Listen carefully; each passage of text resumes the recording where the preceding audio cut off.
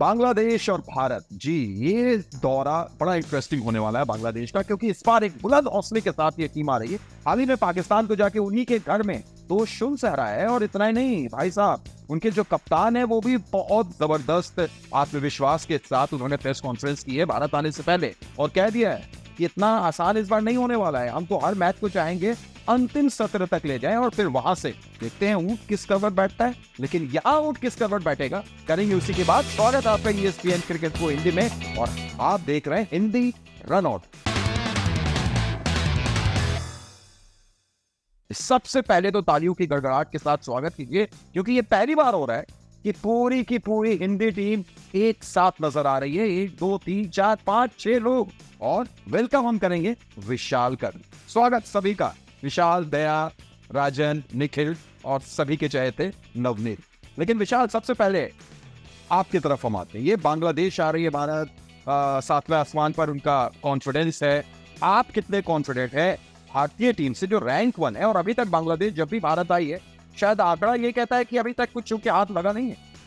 हाँ, आंकड़े देखिए जाए, मतलब जैसे इतिहास कहें अगर उसको देखें, इंडिया का पल्ला भारी है। रैंकिंग्स देखिए, इंडिया का पल्ला भारी है। होम कंडीशंस इतनी फेवरेबल हैं इंडिया के लिए, उसमें भी पल्ला भारी है। तो भले ही बांग्लादेश बहुत अच्छे फॉर्म को लेकर आ रही है, पाकिस्तान जैसी टीम को उनके घर में हरा कर आ रही है, भारत के लिए कुछ बदला नहीं है। उनके लगभग सारे खिलाड़ी मौजूद हैं। जसप्रीत बुमराह तक पहले स्क्वाड में नेम किए गए हैं।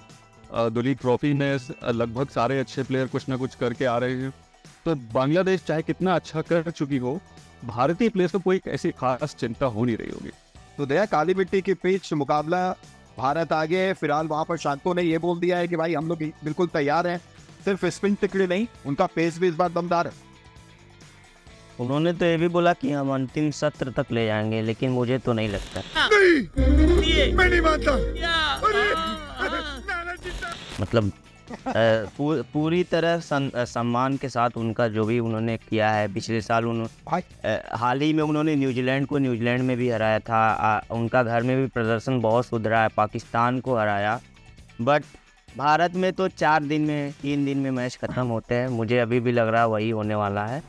ज्यादा पाकिस्तान को तो यूएसए ने भी हरा दिया। सुनने में आ रहा है कि नेट्स में भारत ने भी कोई 6.5 फुट का बॉलर लाया है नाहिद के लिए। नाहिद के तरह खिलाफ कैसे खेला जाए उसके लिए कुछ तैयारी की है। आई थिंक मुझे इसके बारे में जानकारी नहीं है, लेकिन मैं अगर इनके पिछले दौरे की बात करूँ ना, तो लिटन दास जैसी पारी ना दशकों में एक बार खेली जाती है। और मुझे लगता है कि उन्होंने कैच वैच भी छोड़े थे, अदरवाइज वो मैच वो पक्का बांग्लादेश नहीं जीत पाती। और दूसरी बात, पाकिस्तान की सबसे बड़ी कमजोरी उनका स्पिन डिपार्टमेंट था, और भारत की तिगड़ी को खेलना, वो भी इंडिया में, वो तो बहुत टेढ़ी खीर होने वाला है इनके लिए, बांग्लादेश के लिए। तो बिल्कुल भी ये दौरा उनके लिए आसान नहीं होने वाला है। नवनीत, अगर हम इस चुनौती की बात करें जिसके तरफ निखिल ने बोला, खास तौर से सलाह थ्रेट, तो वो लेफ्ट आर्म ऑर्थोडॉक्स, जहाँ पर शाकिब अल हसन, तैजुल इस्लाम, उनके सामने विराट कोहली एक चुनौती होगी। क्योंकि बांग्लादेश में भी जब विराट कोहली गए थे तो तैजुल इस्लाम उनको परेशान कर रहे थे, और ये अक्सर देखा गया है कि स्लॉ के खिलाफ कोहली थोड़ा सा फंसते हैं, वापसी कर रहे हैं। जहाँ तक टेस्ट मैचेस का सवाल है, क्या थोड़ी चुनौती मुश्किल भारत के टॉप ऑर्डर के लिए, खासतौर से कोहली पर टिकाए हैं? देखिए, टॉप ऑर्डर के लिए मुश्किल तो रहेगा ही, खासतौर पे जो श्रीलंका अगेंस्ट जो सीरीज, भले वो व्हाइट बॉल सीरीज थी, लेकिन वहाँ पे भी जो इंडियन टॉप ऑर्डर था, उसके साथ स्पिन को लेकर के काफ़ी सारे सवाल खड़े किए जा रहे थे कि क्या भारतीय टीम स्पिन खेलना हुई, एक सवाल है। लेकिन अगर हम इंडिया के पर्सपेक्टिव से देखें, तो हमें ये भी देखना जरूरी है कि जो इंडियन टीम है वो खुद 1 हफ्ते पहले से चेन्नई में जाकर के पहुंच चुकी है और वो तैयारी कर रही है। तो कहीं ना कहीं व्हाइट बॉल फॉर्मेट एक ऐसा है जहाँ पे कोई भी टीम किसी को हरा सकती है। आने वाले जो T20 मैचों की श्रृंखला हो, उस दौरान भी ऐसा नहीं है कि बांग्लादेश फाइट नहीं देगी। लेकिन मुझे टेस्ट में काफ़ी ज़्यादा मुश्किल इसलिए भी लगता है, क्योंकि अगर एक बार भी ये टॉप ऑर्डर के सामने मुश्किल भी खड़ी हो जाती है, तब भी हमारे पास इंडिया के पास ऐसे बैट्समैन हैं जो कि उस मुश्किल परिस्थिति से बाहर निकाल सकते हैं। भले वो चाहे पंत ने भी अच्छी खासी वापसी की, उन्होंने तो वैसी सिचुएशन में खेला है पहले ट्रॉफी, और हम पंत को पहले भी देख चुके हैं। और चलिए, मतलब साफ है कि हम लोग ये जो प्रोग्राम कर रहे हैं, कितनी चुनौती, कितनी मुश्किल भारत के लिए। राजन, ये तो लग रहा है अभी तक जो बातें निकल कर आ रही है, क्यों कर रहे हैं भाई हम लोग? ये तो एक तरफा होने जा रहा है, सबके सब तो कह रहे हैं भारत आगे। आपको क्या लग रहा है मैं बंगाल में रह के बांग्लादेश को सपोर्ट करूं? नहीं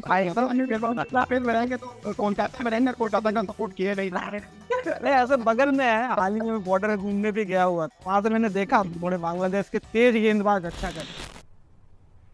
क्या क्या बात कर रहे हैं? भाई अभी थोड़ा आराम से बॉर्डर कितना करीब ना जाओ। ना ठीक नहीं राणा की गेंदबाजी पिच पर तो दिख नहीं रही है, आपने बॉर्डर से देख ली जाके। बहुत तेज और ऊंचे कर दिया ना। लेकिन उसके लिए 6.5 फीट का बॉलर नेट में आया है युद्धवीर सिंह करके, युद्धवीर से वो कश्मीर का। जो लखनऊ सुपर जायंट्स के लिए है। हाँ वो लेकिन जो भी हो, अभी अगर आप चुनौतियों की बात करें तो आप देखेंगे कि लास्ट जो 10 टेस्ट मैचेस या फिर 2022 के बाद से 20 के बाद से अगर आप देखेंगे तो ये देखेंगे कि जो तेज गेंदबाज है बांग्लादेश को, वो स्पिन हेवी डिपार्टमेंट है उनका। लेकिन अगर आप टॉप 5 गेंदबाजों का नाम निकालेंगे जिन्होंने 2020 के बाद से बांग्लादेश के लिए सबसे ज्यादा विकेट लिए हैं जीत में, तो वहां पर आपको 3 तेज गेंदबाजों का नाम दिखे। तो ये एक चुनौती होने वाली है और हमें उन्हें हल्के में तो नहीं लेना चाहिए। मैं चाहूंगा जिसकी चुनौती हो रही है, तो शुरुआत करते हैं दया से। बांग्लादेश के कौन से 2 खिलाड़ी हैं जो चुनौती दे सकते हैं? वो गेंदबाज भी हो सकते हैं और बल्लेबाज भी हो सकते हैं, भारत की जिनसे होशियार रहना होगा। 2 खिलाड़ी। सबसे पहले मैं आपको पहला एक चीज़ और बता दूं कि आप बोल रहे हैं चुनौती देंगे, लेकिन इंडिया में अगर इंडिया को टेस्ट मैचों में खेलना, शांतो का भी जो आप बोल रहे हैं काफ़ी आत्मविश्वास से भरा प्रेस कॉन्फ्रेंस रहा उनका पहला, लेकिन उन्होंने भी क्या कहा, हम आखिरी सत्र तक ले जाएंगे। उन्होंने भी जीत इंडिया में कोई सोच भी नहीं सकता, आप समझ रहे हो। वो भी आखिरी सत्र तक मैच ले जाने की बात कर रहे हैं, जीत के बारे में वो भी नहीं बात कर पा रहे हैं। मतलब इतना आत्मविश्वास से भरे होने के बाद भी वो खुल के नहीं बोल पा रहे हैं कि जीतने की बात। मुझे लगता है जैसे आपने शुरू में बीच में चर्चा किया था, स्लो लेफ्ट आर्मर्स काफ़ी कठिनाई करते थे, तो तैजुल इस्लाम की बॉलिंग, भले उनको पाकिस्तान में उतना मौका ना मिला हो, बट मुझे वो काफ़ी अच्छे लगते हैं तैजुल इस्लाम इंडियन। और ख़ासकर तब जब इंडिया के पिछले 4-5 साल में बल्लेबाजों का रिकॉर्ड देखा जाए, टेस्ट मैचों में भी, वनडे में तो हमने देखा श्रीलंका में हाल में, बट टेस्ट मैचों में भी पुजारा रहने के अलावा कुछ मतलब उतना अच्छा नहीं है। तो तैजुल इस्लाम एक तैजुल, दूसरा मुझे लगता है मुशफिकुर रहीम बल्लेबाज। तैजुल और मुशफिकुर रहीम बल्लेबाज हैं अभी 191 रन की पारी के लिए। विशाल, 2 खिलाड़ी आपकी नजर? 2 खिलाड़ी, पर उसके पहले मैं याद दिला दूं दया को कि तैजुल दोनों टेस्ट नहीं खेले थे अभी। हाँ वही मैं पाकिस्तान में। हाँ पाकिस्तान में उन्हें मौका नहीं मिला कि क्या वो विनिंग कॉम्बिनेशन चेंज करेंगे, हो सकता है करे कंडीशंस को देख के। पर मेरे 2 खिलाड़ी, एक तो शकीब अल हसन को चुनूंगा मैं। उनका तजुर्बा ऐसा है, इंडिया के खिलाफ काफ़ी अच्छे उनके प्रदर्शन भी किए हैं, भले ही वो ज़्यादा वाइट बॉल में आए हों, क्योंकि इंडिया में आके तो मुश्किल हो जाता है, बाहर के ऑलराउंडर हो चाहे वो। विशाल, इस बार हमारी हो गई है 16 पारी हो गई है, 50+ स्कोर नहीं है ऐसा के का बल्ले तो उनके ये गेंदबाजी नहीं देखिए चले। और दूसरा मेहदी हसन। मेरा मैं दोनों स्पिन बॉलिंग ऑलराउंडर को चुन रहा हूँ। MH मेहदी हसन मिराज। राजन, 2 आपके? मैं सबसे पहले चुनूंगा मुशफिकुर रहीम को, क्योंकि अगर पिछले 2022 से उनका मैं डेटा देखता हूं तो 8 मैच 657 रन और 50 की औसत, ये उनका 2022 के बाद से डेटा है। और हम लोग देख रहे हैं भाई 26 पर 6 से शतक मारता है बंदा बाई तौर पर। बिल्कुल। जिस तरह से राजन ने 6 बोला ना, एकदम बंगला वाला लगता है। और वही मेहदी हसन विराज MH। हाँ, जब भी मैं उन्हें देखता हूँ तो मुझे ऐसा लगता है कि या तो वो बॉलिंग में या बैटिंग में कहीं ना कहीं आकर वो खड़े हो जाते हैं, और सामने इंडिया रहता है तो फिर कुछ और ही लेवल के हो कुछ जाता अलग ही मामला होगा। लेकिन ये 2 प्लेयर में आप। देखिए मेरे तो मुशफिकुर रहीम, क्योंकि वो बहुत ही टैलेंटेड और एक दिलेर प्लेयर है, मतलब एक सही जगह पे अड़ने वाले प्लेयर। और मेहदी हसन मिराज भी ऐसे ही हैं, वो बॉलिंग में भी अच्छा कर ही सकते हैं, लेकिन मुझे सबसे ज़्यादा उम्मीद है जाकिर हुसैन से। जाकिर हसन नाम है या जाकिर हुसैन, मैं इसमें थोड़ा कंफ्यूज हूँ, क्योंकि ओपनर जाकिर हसन। जाकिर हम बांग्लादेश दौरे पे गए थे तो इस बल्लेबाज ने हमें काफ़ी परेशान किया था हमारे बॉलर्स को। नवनीत बाबू, पहले आप करेंगे? वेट अंदाज का नाम ले लो प्लेयर में। नहीं, मैं हम मत बोलिए, अपने साथ मत जोड़िए, हमको अलग है। मेरे हिसाब से चुनौती पेश करने की सबसे बड़ी जिम्मेदारी अगर किसी की है तो वो कप्तान की है, शांतो की। तो मुझे लगता है कि शांतो को मतलब सामने से आकर के लीड करना होगा, और सबसे बड़ी जिम्मेदारी तो उन्हीं की है चुनौती देनी, क्योंकि वो कप्तान है। और इसलिए तो नहीं रहा। दूसरा यहाँ पे शांत की तरफ हम लोग बढ़ रहे हैं। समय तो भगा जा रहा है। दूसरा शांतो फिर आज राम मेरे शाकी बदल शाकिब अल हसन शांत। तो चलिए आप लोगों से थोड़ा मेरे जो दो खिलाड़ी है वो आप बताइए। हाँ। नहीं है।